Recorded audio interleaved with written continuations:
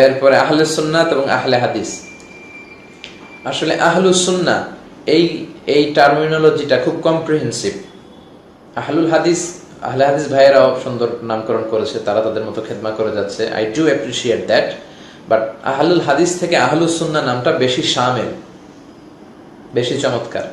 কারণ সুন্নাহর ভেতরে হাদিস আছে, আবার সব হাদিসের ভেতরে সুন্নাহ নাই। এজন্য আহলুস সুন্নাহ ওয়াল জামাআহ এগুলো হাদিস থেকে নিয়ে, রাসূলের ট্র্যাডিশন থেকে নিয়ে চুজ করা। কিন্তু বাংলাদেশে হয়ে গেছে ভিন্ন। বাংলাদেশে অনেকে নিজেকে দাবি করতেছে সুন্নি, ও রাসূলের সুন্নাতের কোনো কাজই নেই। তুমি কি সুন্নি তাহলে?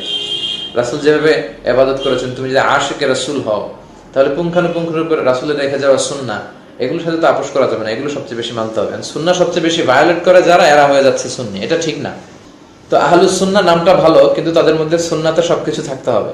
আর আহলে হাদিস ভাইয়েরা, ওনাদের সবচেয়ে ভালো দিক হচ্ছে যাচাই বাছাই করে